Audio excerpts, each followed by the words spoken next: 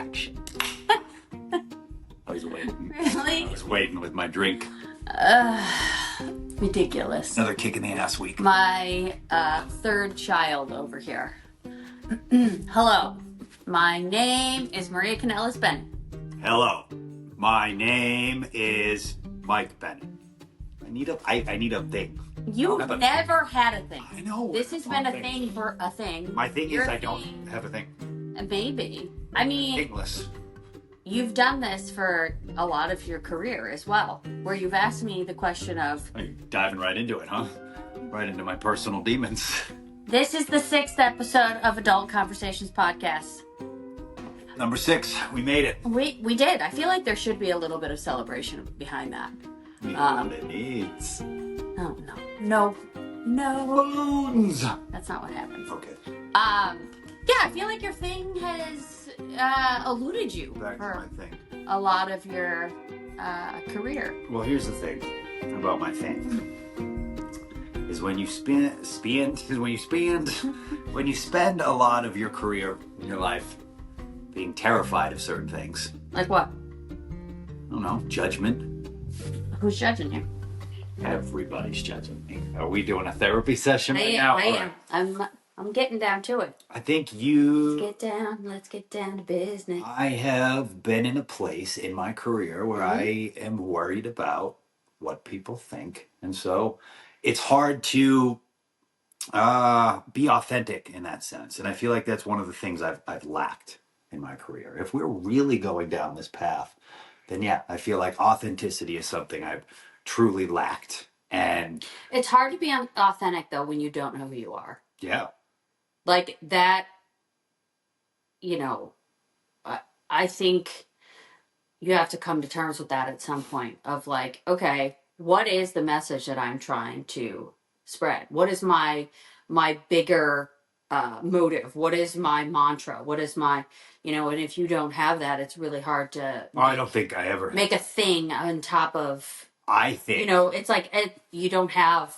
There's no foundation for it, so... I think, honestly, I've just found it within the last year or so. Yeah. A couple years. Maybe not even that long. No, I don't think so. Think for a majority... I don't think I know for a majority of my career. I feel, as I look back, I don't think I was very authentic. Mm-hmm. And now I think, like you said, I think it more so had to do with I didn't know who I was outside of wrestling. Yeah. And so I don't think I was confident to be like, no, this is who I am. This is what I like. This is what I do. When you see this, you think of me because I've talked about how much I like being this type of person. I think I just kind of grew up very unsure of myself. And then I got into an industry of like, especially at that time when I started, I wanted to be a WWE wrestler. So I just did everything that I heard you were supposed to do as a WWE wrestestler. And without question, because in my head, I'm like, well, these people... Which makes you a great student, now a great star. Yeah. I mean, I don't even know if it makes you a great student, though. It makes you a great, cult follower. Like, I think a great student, like, asks questions. And if you're truly a great student, you're trying to learn. I think I was just trying to fit in. Yeah. So, when I was writing for Ring of Honor, and then when I was writing for Women's Wrestling Army, and when I've written other things in the past as well, when I would try and write characters, I would find out who the individual wrestlers were first and find out what they really truly connected with. Because if there's no soul behind a character, no one in the audience will believe it. Yeah. And I'm actually going to be speaking this weekend at WonderCon. Unfortunately, I can't be there in person because I had surgery on Monday, which I'll talk about further a little bit later. But I'm talking about writing on a WonderCon panel this weekend on Friday night. And, my base for every single character I've ever written was find out who that person is. Especially if they're new to the industry. Because if you stray so far away from who a person actually is, when you're handed a script within a couple hours of going out there to perform the script, when you're, putting a match together hours before going out to do the match, when you're trying to get an idea across to an audience that has never seen it before, if it is based so far outside the realm of a person and of an individual talent's realm, then it's going to be performed very badly. Sure. Because it's not like on a movie set. On a movie set, in a movie, you sign up for the movie sometimes years in advance. And then depending on what the physical or the physicality of that movie is, you might start training for it a year in advance. You might then go, I'll tell you if you got boogers. Thank you. And then you might go through training. Like if you need to learn how to be a swordsman or hand-to-hand combat or whatever it is, you might go through that training for another several months before the movie even starts. And then during that time, you're also, going into the script and sitting with some kind of acting coach that is coaching you through that. If it is if it's a piece that is about someone, then you might go meet with that individual or the person that knew that individual so that you could do all of this research to develop a character so that when you perform it, whether it be on stage or in a film, you are so well researched, you embody that character, you method act, you know how to get into that mind space of that character. But in wrestling, we don't have that. And wrestling, it almost has to be based a little bit on the person, um, in order to make it a great character, to make it a character that is well thought out, which means that every crazy, really, really mean character I've played somewhere is inside my body. But bodes well for you. No comment. But if it doesn't come from a place of honesty or realness, then I think it's really hard to play. Even the most creative of characters or dark characters, if it's Undertaker or Kane, or I feel like somewhere in their body there is an understanding of what that character is supposed to be. And some of them developed it over decades.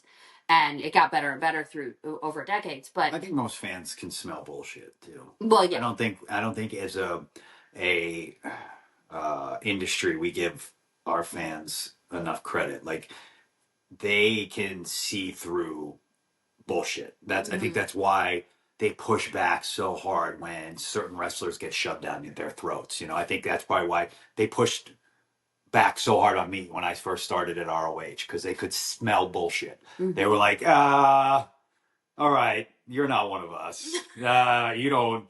We're a whole collection of wrestlers here that believe in what we're doing and don't conform. And you look like a cookie cutter right out of the development system for WWE. So I think they right away smelled bullshit. Mm-hmm. That hurts your confidence.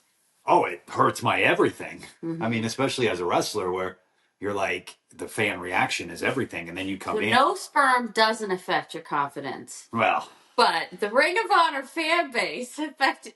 That hurt my soul. Mm-hmm. That made me sad. Mm-hmm. But it was also, they would push back, but I wouldn't listen. Mm-hmm. You know what I mean? Like it was this. This is our first fight, actually. Yeah. You want to tell it? Well, we were on our way to Milwaukee. No, we were driving Detroit? Home from Detroit. Home from Detroit. Yeah. So we were driving home from Detroit, and we had only been together, I don't know, 7-8 months? Yeah, probably, right? I think so. I can't remember. Maybe over a year, because I feel like it was the summertime in Detroit. Maybe. Yeah. So we have this show for Ring of Honor. Was that the one that JR was at? I don't think so. I don't think he was at that one. But you have a match against Kevin Owens. Was it? It was against Kev. I don't remember wrestling Kevin in Detroit. Well, I know I wrestled him in Pittsburgh and I wrestled him in New York. I swear I it was just, gonna I be don't him. think it was. So, but anyways, we're coming home from a Ring of Honor show, and I keep telling him, you gotta compromise. You gotta compromise with these guys. You have to be able to incorporate their style with your style. You have to be willing to learn what these guys are doing at Ring of Honor at the time. And you just kept going, nope, nope, nope, Not changing. nope, I'm not changing. This is my style. This makes me different. I'm not changing, blah, blah, blah. Also, I was adamant that I was doing it the right way. Yes. It wasn't just, no, this is my style. This is what makes me different. It was, no, this is actually the way you're supposed to wrestle too, because that's the way I was brought up. And anyone that's in the wrestling industry understands, like, there are certain places or certain areas you go to where guys are like, you got to wrestle this way or you don't know how to work, you know? And so the way I was brought up by my fault, because that's what I wanted to learn was I believed that this style that I was doing, this, I don't even know how to explain it, less is more style. But I didn't even do it that well either. So, anyways, but it was just lazy. It was just lazy, and I thought I was right, and I think deep down I knew I was wrong, but I think I was justifying it by going, "Well, this makes me different. This makes me different," and it wasn't. What do you think your pushback from change was at that point? Why? Yeah. I think. I mean, honestly, I think it's that if that change is coming in, then that means I now have to reflect on what I know to be true. And what I know to be true has to remain true, or it shakes the whole foundation of who I am. And if I allow this to come in and be like, well, maybe what you know to be true isn't actually as truthful as you think it is, I think it's scary. I think it's like when you have a truth and you believe it so much and you've done it for so long, you go, all right, that's my truth. It has to be this way. And anything that comes in and shakes the foundation of that, you're like, oh shit. So there's so much I don't know. And I think I mean, for me, it was terrifying. And I wanted to be the guy in wrestling that knew everything. Like, I don't know what the fuck I'm talking about. And, it's when people start throwing those things at you, and there's proof to back it up when you're like, well, you got to meet these guys because they're doing something special and something different. And I'm like, no, I'm not going to do it. But then I look and I'm like, oh, the Briscoes are massively successful and Kevin Steen is massively successful at the time. I mean, even more successful now, but at the time for where we were at was insanely successful. So there's all this proof to back it up. You're telling it to me, and now my whole world is getting rocked, and I'm like, defensive shields up. It was our first argument. Yeah. I was like, you're wrong. I'm never changing. I'm never changing. I'm not getting mad. You were mad. Because I felt at the time you were attacking my ability. No. Because no, at the time I felt like you were attacking my ability because that to me was a defense mechanism. Yeah. I wasn't looking at it as, oh, here's someone who clearly knows what she's talking about telling me to do something. Maybe I should at least allow something. My defense mechanism went, nope, sorry, stop. You're right. I mean, I feel like we all have that defense mechanism, but yeah, it was very strong that day. For sure. And very strong. I think, it's even crazy to me that I can talk about it now. Really? Yeah, because I never thought I'd get over that. Like it, from who I was then to who I am now, like watching that growth, like it's just crazy to me because like thinking about that, there were so many levels of like thinking about that and then realizing I was wrong and then being disappointed that I didn't think of it sooner and then being like, well, at least I won't have to tell anyone. And then, well, being here and speaking about it openly, it just makes me feel like I've grown so much from that moment. Yeah. Because that moment I was so closed up and so sure of myself. So I think even that particular style of wrestling that you were doing, I don't necessarily think you wanted to do that. I think you wanted to do what everybody else was telling you to do, and you were afraid to like be like, no, you're wrong, no, you're wrong, these guys are doing something special. I can lean into that a little bit more and find my own style along the way. And I think that's, to my original point, it's really hard to write for somebody that doesn't have their own beliefs and doesn't have their own, way of wanting to embody a character. And I think that everybody has to get to those characters in their own way. Like for me, like every character I've ever done, I usually find out what they're wearing first, and then I go backwards through that process. Okay, what would this person wear in this particular situation that would get across their mood or their attitude? The bridesmaids dresses for Laurel Van Ness and uh, uh, Braxton's wedding on TNA or Impact Wrestling at the time. Like we all kind of made those bridesmaids dresses our own, and I kept going back to Corella Deville and the visual I wanted to have ending the scene going back up to the ramp. Is there's one point in 101 Dalmatians that you get this side view of her mouth is just wide open and she's got this fur around her and she's just so angry, and we got there. Like I had a feather boa around me, but that was the visual I wanted. So every point leading up to that was how do I make the outfit make sense with the character, and how do I make the character make sense with that particular outfit? And it's just this nice like way of getting into the mode of creativity and into character building. And with doing it with other females and working with so many, incredibly talented people, a lot of times they're shy about what they actually want. Mm-hmm.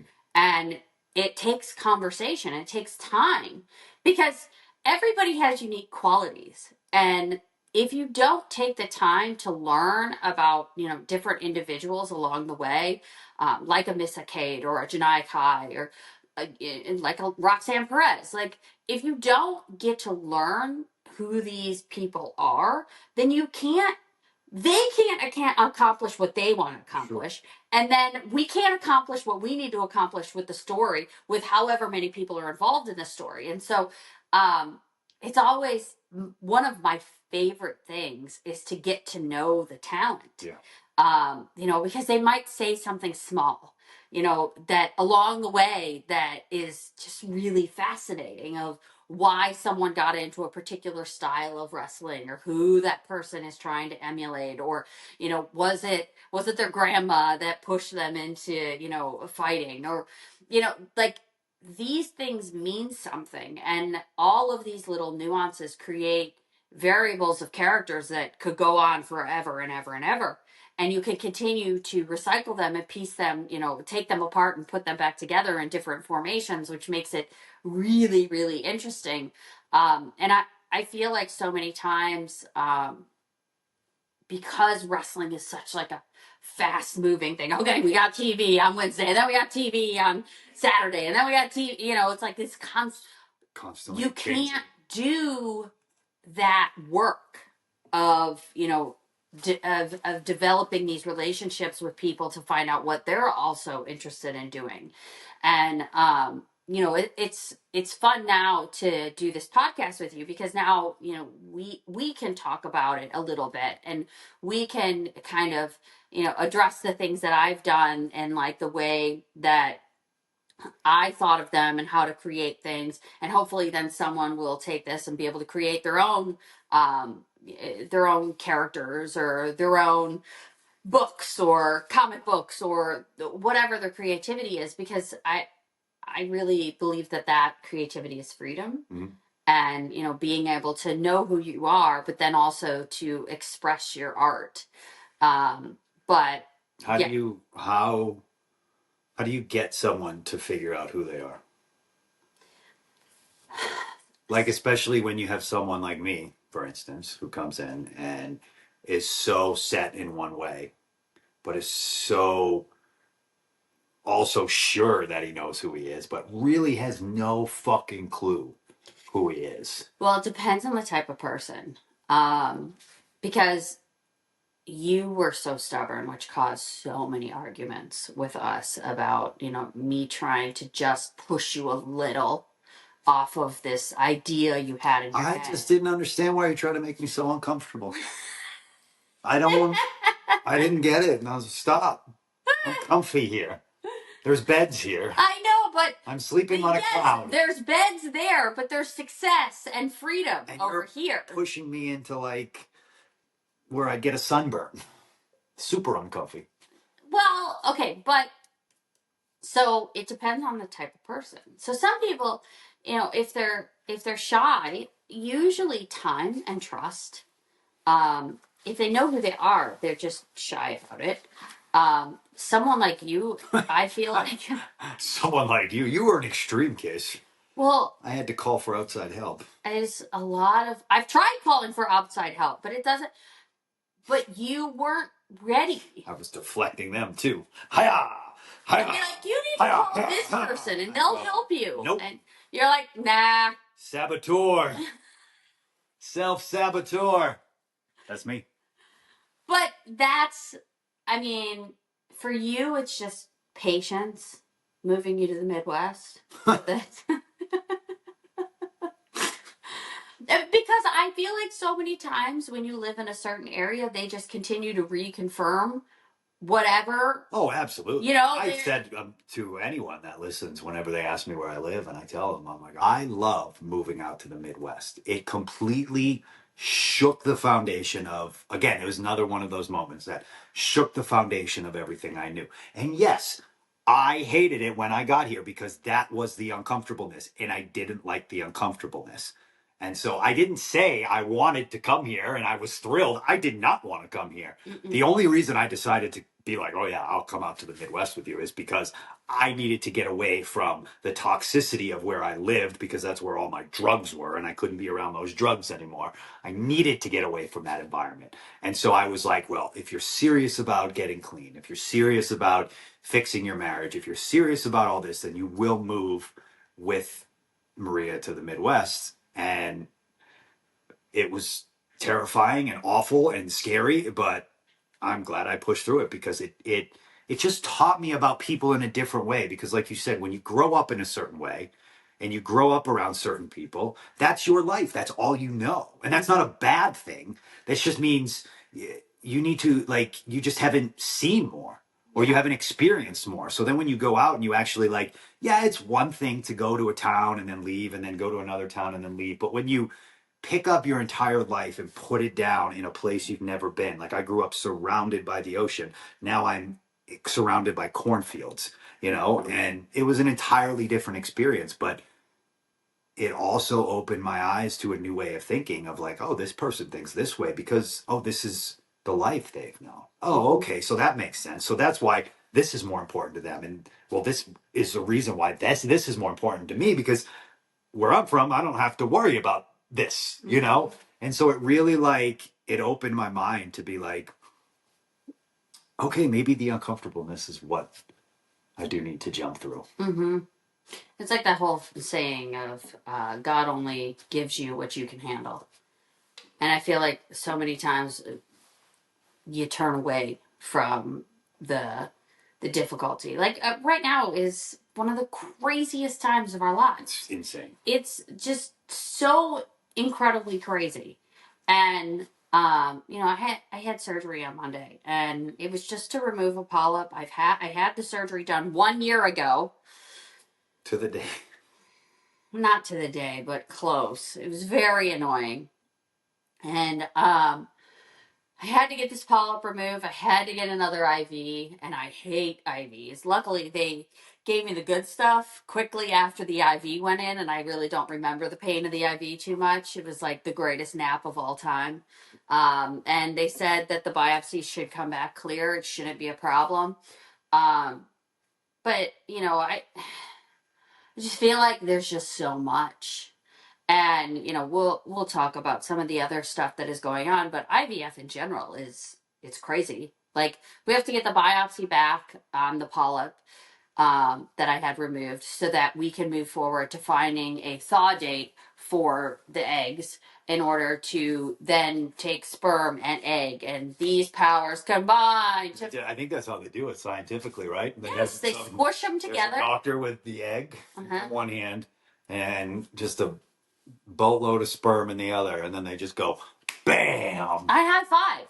I keep hitting this. And then they put it back in you. That's not what happens at all, but I'm glad you think that. And then, like, so we do that, put egg with sperm, and then hopefully we get really healthy embryos, and we have to do genetic testing on them because I'm old. And so we're gonna do that, and then hopefully we'll figure out a transfer date. So while we're trying to get this podcast started, that's another thing I wanted to talk about.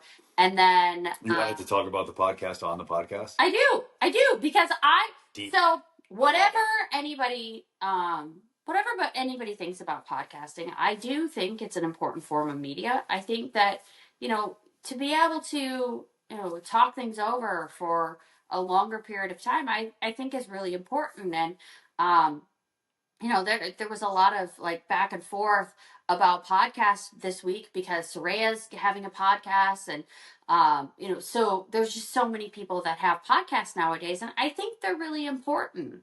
And some of them are going to stick around for the long haul, and some of them are going to just be great little nuggets for however long they are. And it's a form of media that continues to grow and grow and grow. And I've learned so much from the Mel Robbins podcast, and from the Chris Williamson podcast, and from listening to, I'm trying to think who's my common my go-tos. I mean, Joe Rogan, and so I listen to these podcasts, and they've been really helpful to me. And so I'm really excited about doing our podcast, and we're hoping to bring on guests eventually. And but I think just because we started a podcast, I don't think it's a failure. I think it's a good thing. Yeah, I mean, for me personally, I think like it's the best part of my week because I honestly think like we started this podcast so we could just talk to each other. And I feel like over the last 5 weeks, however many we've put out, this is 6. I feel like I don't know, I feel like we've gotten more connected. Like we talk different. Everything's not just about like soccer practice or gymnastics or fucking finances. Like it's about other things. Like we can talk about things that are filling our cup. I feel like so much of our life is dedicated to talking about things that are draining our cup. And like when we come here and do this, it gives me life. It gives me energy because I can now talk about the things that are filling my cup. Like things that, like. What does fill your cup? Well, being around my kids, obviously. Yeah. But lately, we were just talking about this earlier today, meditation. Meditation has been, it's been hugely instrumental in my life for a few years now. But like, I had a very back and forth relationship with it. I got on a kick a couple years ago, and I was like, oh wow, this shit really works. And then Jay passed away, and so much of like my universe got rocked, where I was like, fuck, none of this made sense. None of this makes sense. And then at that time, my schedule at work started picking up. So it was just all these stresses piling up one by one. And I kind of lost. I would try to meditate. I would find moments in a hotel to meditate before shows. And like, I could see the difference. The days I meditated before shows were light years different than the days I didn't. But it's just keeping that consistency going. And I don't know, I think within the last 5 months or so, I've really stepped up meditating again. And I've been doing it in the morning and then at night. And it just, for someone who's been very open about his mental health problems and his anxiety and his depression and his addiction, and have tried numerous things to try to curb my anxiety or deal with my depression or fight off my addiction, Meditation has worked better than anything. Mm-hmm. Better than anything. It allows me to slow down my thoughts. It allows me to catch myself when I'm spiraling in something and realizing, oh, that's just a thought. Mm-hmm. That's not real. Mm-hmm. You don't have to listen to it Mm-hmm. because then you're going to go to the worst case scenario. And it's also taught me to realize I do pick worst case scenario in my thoughts. And that with meditation, I've been able to go, well, I don't have to think that way. I can think that way. Like, I don't have to think that we're going to lose all my money. I can think that we're going to be completely rich. Mm-hmm. Like, they both, like, they both aren't happening right now. And I can choose which one I want to think about. Mm-hmm. And meditate, I don't know how. I'm sure there's science behind it. I listen a lot to Joe Dispenza, who talks about there's a lot of breathing in his meditation and about getting your brain to different waves, like Mm-hmm. from beta to alpha to theta and all that stuff. And I used to think it was this quacky guru hippie stuff, but I've felt it. Mm-hmm. I honestly, I'd be curious to know if you see a difference in me, if when I meditate or when I don't meditate, if you can tell, or I see a huge difference in you when you meditate. I also see a huge difference in you when you don't look at your phone. yes, I see a huge difference in you when you don't make your entire self-worth about, you know, what. Yes. Because who I am as a wrestler, what yeah, people think about me. yeah. Do they like me? You know, when you don't do that, when your self-worth and your wealth is based on something other than money, I think you are a much more happier person. Yeah. You know, I think a lot of meditation too is gratitude. I think there's a lot of like when I meditate, security, anxiety, realizing mm-hmm. like what actually does again, what actually fills my cup. Mm-hmm. You know? Yeah. Being creative fills mine. Does it? Yeah. Sitting down with the kids and listening to their little conversations. Those are fun. I love that. Those are fun. I like, and people are going to disagree with me on this, but that's okay. As long as it's not the wintertime, taking the kids to different activities. I find so much fulfillment in that. You think people are going to disagree with that? Well, a lot of people find it exhausting. Oh. Which it is exhausting in the wintertime when it's cold outside and I'm wearing 17 layers of clothes. And yeah, but it sure as hell beats being stuck inside a house staring at a TV. Yeah, I like taking them to the activities because on the drive there, we can have a conversation. We have a rule in this house. There's no pads during the week. They only get them on the weekend or if we're going on a long drive. So they do get to watch television around here. But, you know, as far as like pads and stuff are concerned, they don't get them in the car unless we're going to be going for an hour or so. So, you know, on those drives to and from the kids' different, you know, activities that they have going on, I really enjoy our conversations. And they sing. They're so funny. They love to sing. We were singing Pink Pony Girl the other day. Yeah. Pink Pony Club. Come on now. So we were singing that, and like my son is just making the craziest faces, and that fills my cup because you know I grew up in a driving family. We were all about cars, and so getting in the car and going somewhere is always like. So your brain doesn't instantly go worst case scenario. No.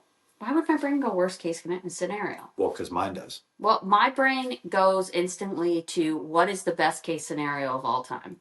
Oh, how do you do that? I would like that. Can I buy it off of you? I mean, of course. Sometimes I'm like, oh, this is. Because I'm telling you that seeing in your mind where you want to go. Okay, so I have this vision of my mind of where I want to go, where I want our family to go, what I want our family to look like. And I don't mean like in a physical sense, but in like in a loving sense. Where do I want my career to go? Like when I see it and then I do that in my mind of like, okay, this is what that feels like. This is what freedom and peace feel like. To me, it And just that's not immediately followed by, but that will never happen. no. Sweet. But my dad is an entrepreneur. My grandfather was an entrepreneur. So like, and this is this is something I want to talk a lot more about. But like, Then talk about. So my papu was a first generation immigrant. He came to the United States, through Ellis Island. He did the whole thing. With my yaya came over a little bit later. He came over with my yaya's brothers, and they started restaurants. And when they first got here, they lived in like a studio, and they just like grew and built and restaurant after restaurant. And eventually we owned 4 restaurants in Ottawa. And, well, I didn't, but my family did. And they all each had their own individual restaurants. And uh, they had to have the belief that they would succeed. Because all the restaurants did, at least for a little while. Whether or not they switched and did something else or, whatever. But for a while, their restaurants succeeded. And So you think you just have that ingrained in you? I don't fear it because I know it can be done. Like, so, like, my dad has had so many businesses. I think it's weird though because I've set out goals that I've accomplished. Yeah. So I know goals can be accomplished and they can get done. I'm just wondering why there's that, like, okay, this is my next goal.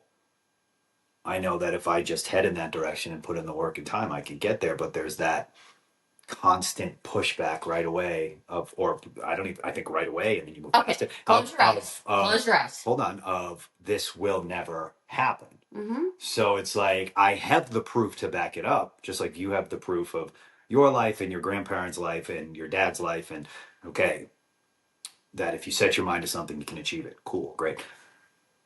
So I have that proof. So why does that proof not overtake the doubt of you cannot fucking do this? What do you like? Oh, you know what? Something good will happen, but then instantly something bad's gonna happen. That's my favorite one. Oh, everything's going good. So that means the other shoe's about to drop and it's all gonna go to shit. That's my favorite one. Okay. Love that. Close your eyes. Close them. Closed. Visualize yourself in a year. What'd you see? Big, jack, muscly. Let me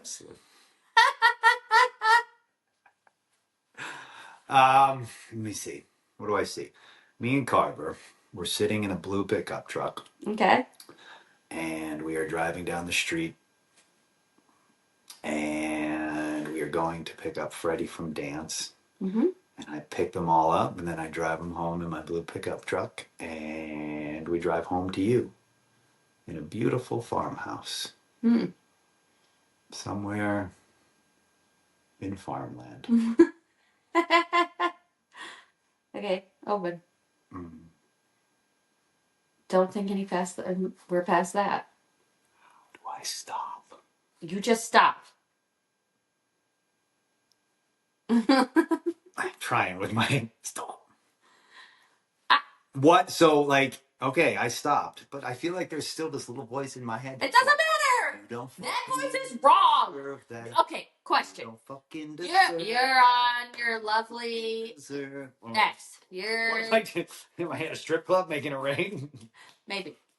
On X. So here you are. You're scrolling along. I just doom scroll like this. Holy shit! Look what all these people are talking about.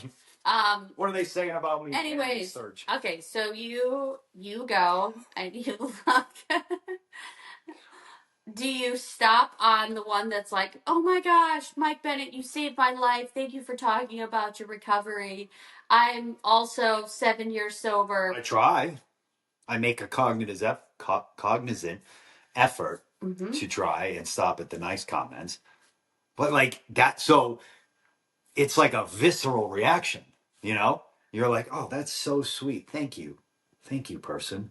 And then this person's like, hey, Mike.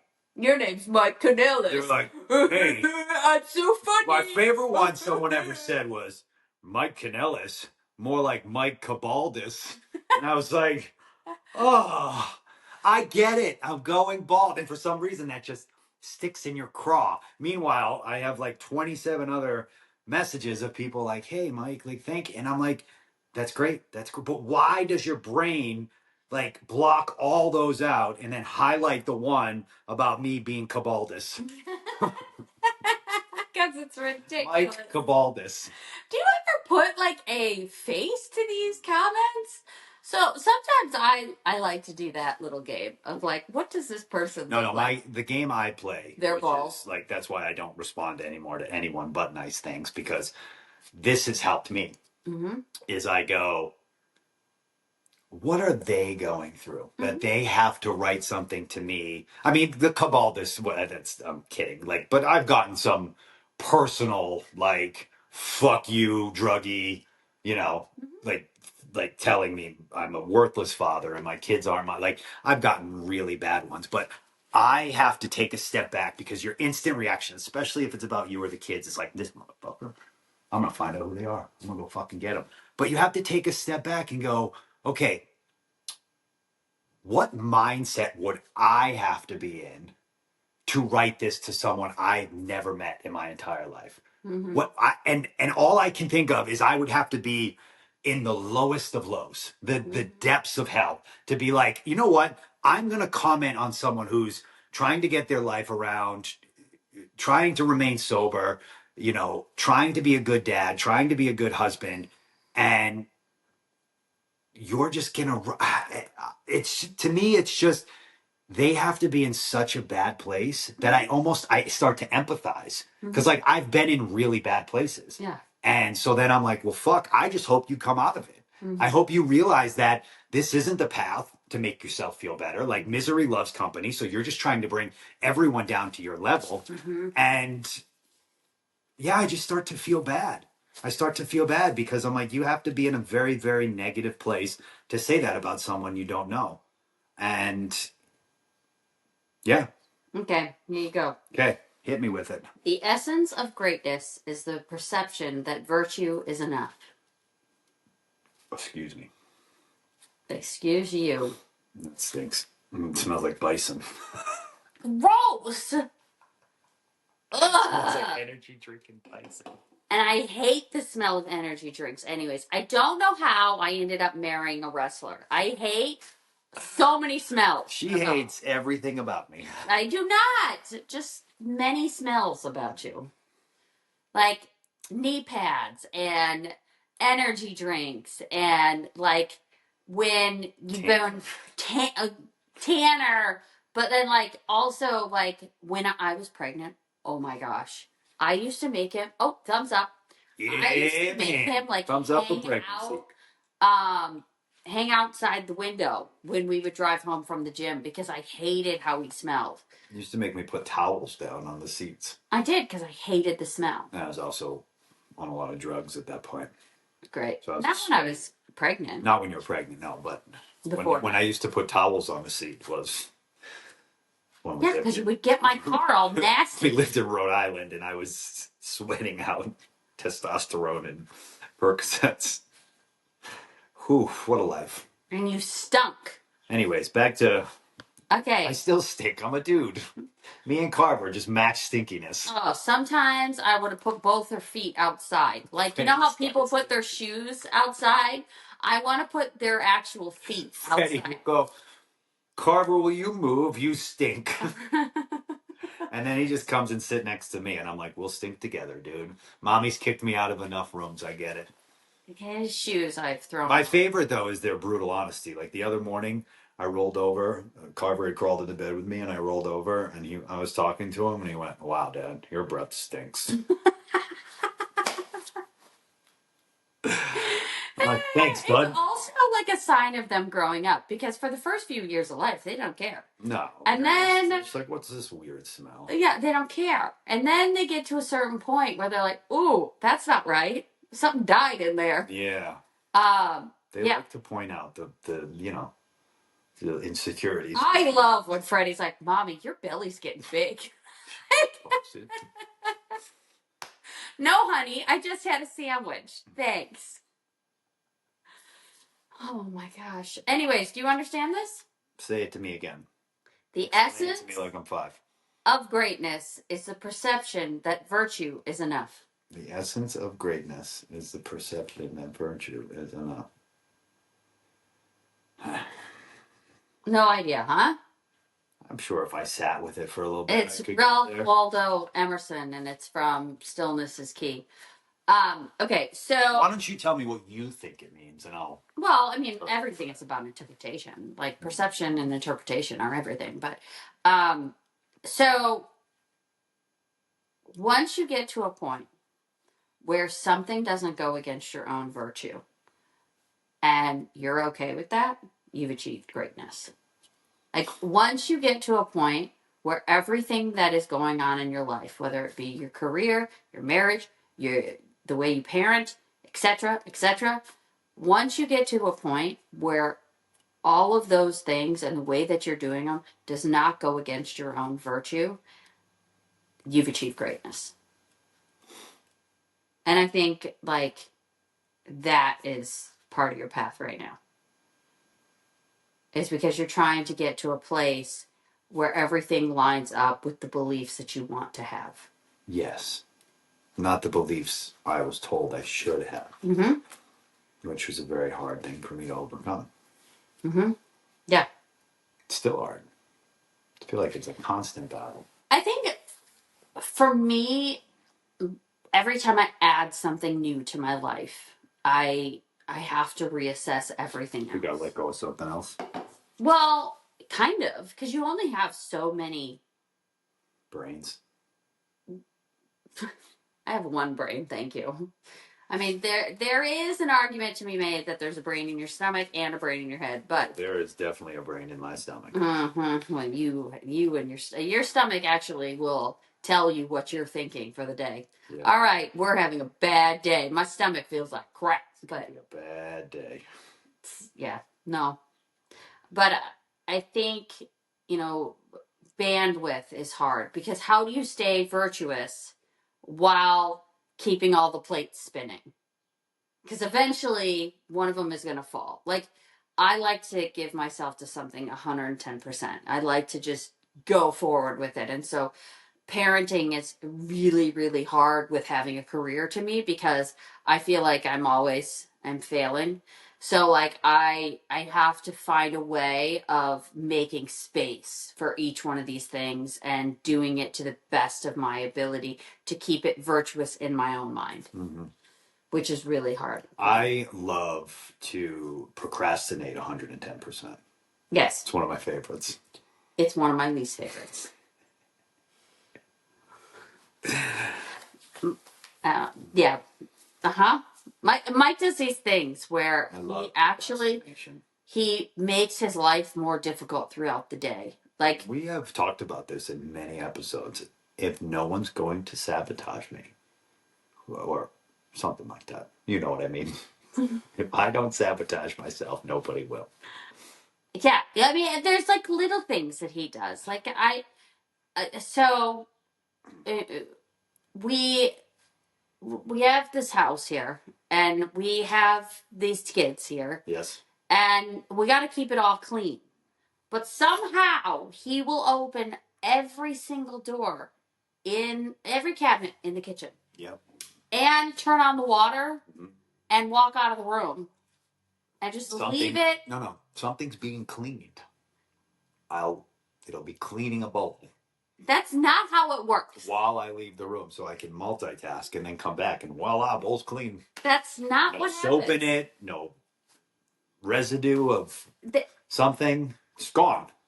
That's not. And I've now multitasked. I've brought Freddie a cup of milk and I've cleaned this bowl that I'm going to use. That's not what happened. Oh, it is. What happened is you opened every single cabinet door and left the water running yesterday for no reason. And so I have to go around catch up on the water. and I was like, close. why did I leave that on that time? Yeah, I don't. Self-awareness. Yeah, getting there. But you do that to where you make every task 10 times harder. Like rather than like if we come home from and you're better at this now, but you used to not be good at this. We would come home from the grocery store. There's 1,000 bags from the grocery store. And he would just walk inside and use the restroom. Before the grocery like at least carry a few in. If you gotta poop that bad, like carry in a few things because you're already walking towards the door. So you have to grab a few bags my head and walk to the door. My thought process. And then sit on the toilet and poop. My thought process is this.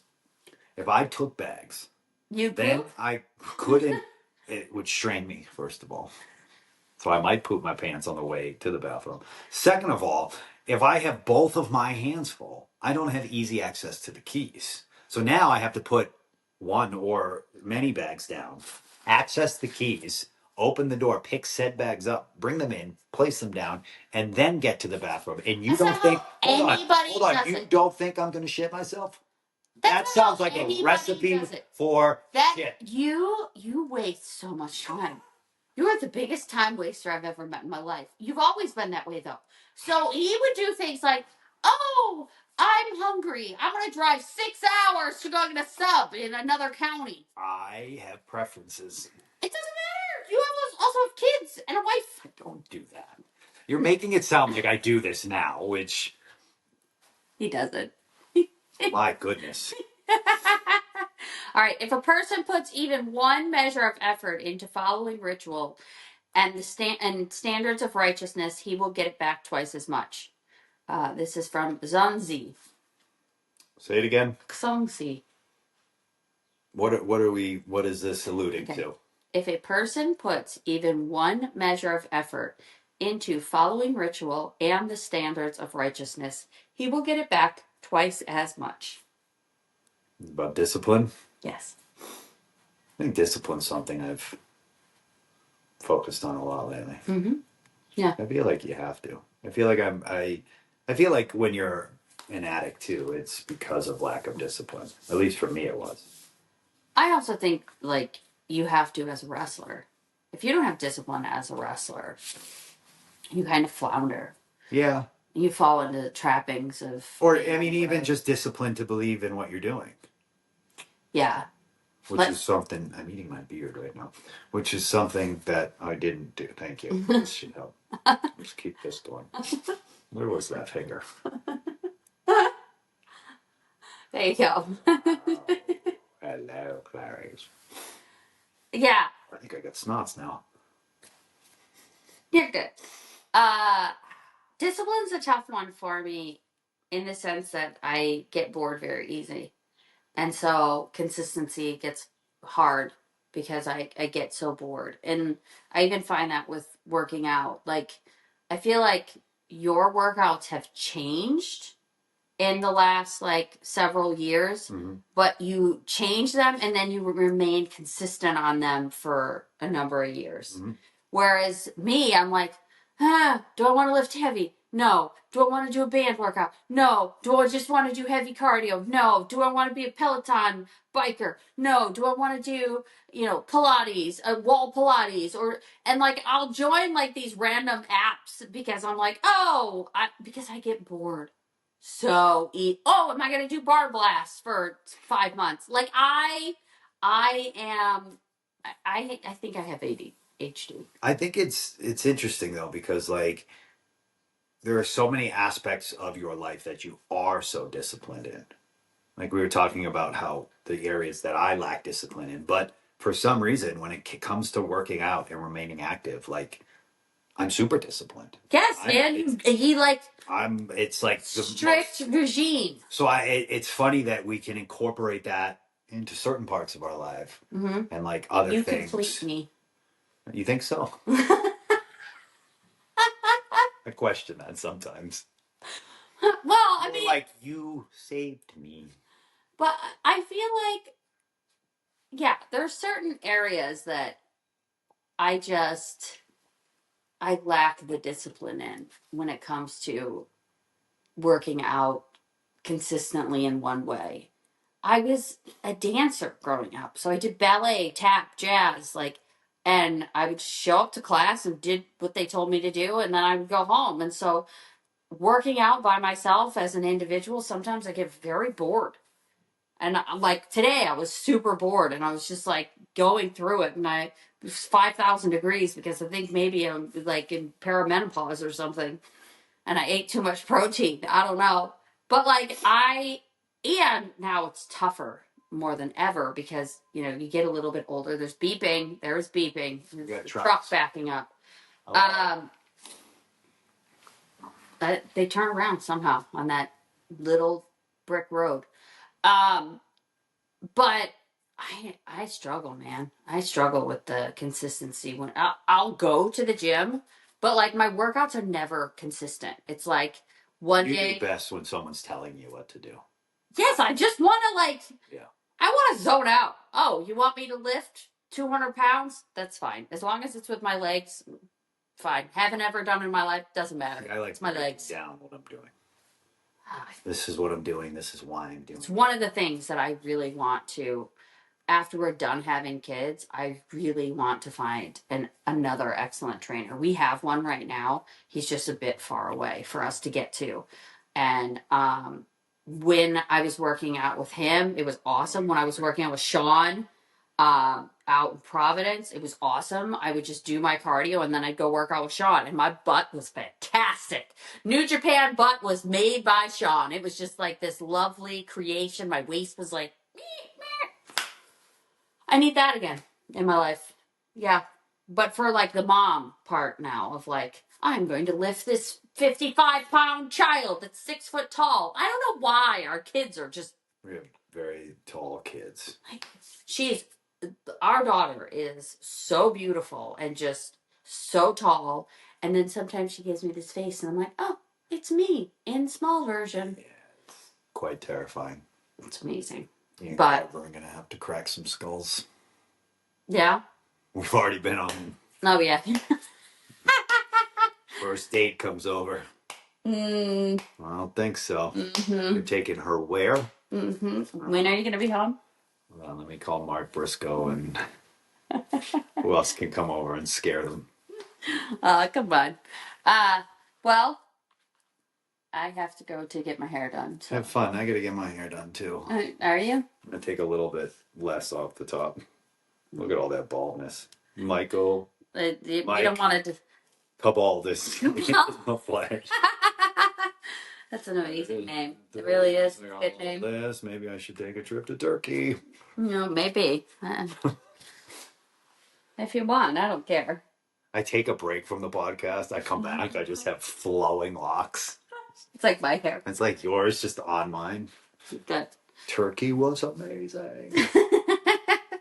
Well, it's time to grow up and at least act like an adult. And thank you guys for being here. Hey, thanks for having this conversation with me. Oh, it's nice to catch up with you. We had little. We had many things. Balloons. Do you like balloons? You got balloons?